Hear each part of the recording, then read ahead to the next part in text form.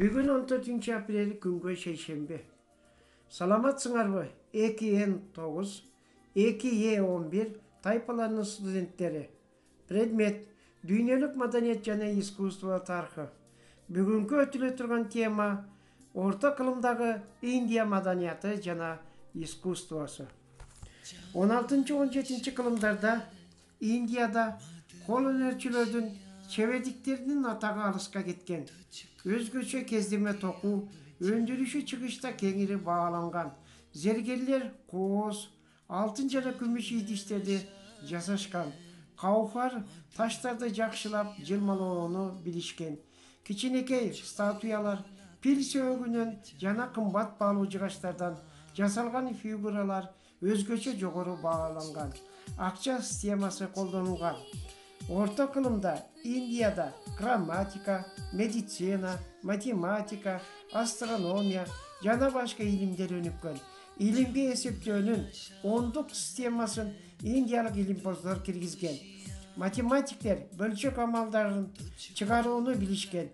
Пи санын алар жогорку тактыкта аныкташкан. Физика менен химия, боек, дары-дармек даярдоодо жана башка практикалык иштерде колдонулган. Медицинада да чоң ийгиликтер болгон. Дарыгерлер көз катарактасын алып таштаганды, баш сөөктү көзөп операция кылганды, дарыларды колдонууну, ооруну ажырата билүү үчүн врачтар дененин температурасын аныктаганды билишкен. Индиянын шаарларында обсерваториялар болгон.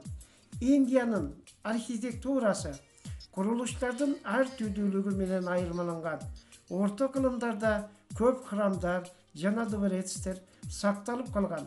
Адегенде храмдарды, аскаларды жана тоо үңкүрлөрүн чегип, жонуп курушкан. Батыш Индиядагы эң атактуу Анджанта үңкүр храмы 9 кылымдын ичинде курулган. Андагы бөлмөлөрдүн дубалдары фрескалар менен кооздолгон. 6-7 кылымдан баштап байыркы типтеги храмдардын ордуна өлкөнүн батышында мунара түспөлдүү имараттар, түштүктө кесик пирамида түрүндө жана мунаралуу дарбазасы бар храмдар таштан жана кирпичтен курула баштаган. Дели султандыгынын мезгилинде архитектура геометриялык тактыкка жетишкен. Жебе сымал, арка жасоо, тегиздикке храм менен ойма чийме салуу өнөрү өрчүгөн. Мусулман мечиттери казанбак, сымал, күмбөздөр, мунаралар салынган. Агра шаарындагы Тажимахал күмбөзү бүткүл дүйнөлүк атак-даңкка ээ болгон. Улуу моголдордун мезгилинде Индия живописи да өрчүгөн. Алгачкы могол императорлору өз ак сарайларына сүрөтчүлөрдү Ирактан, Ирандан, Орто Азиядан чакыртып алышкан. Сүрөтчүлөр байыркы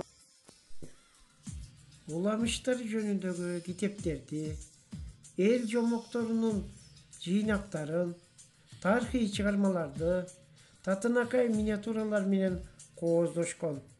Алар эң майда белгилерди өтө чебер тактык менен берип, портреттерди тартышкан.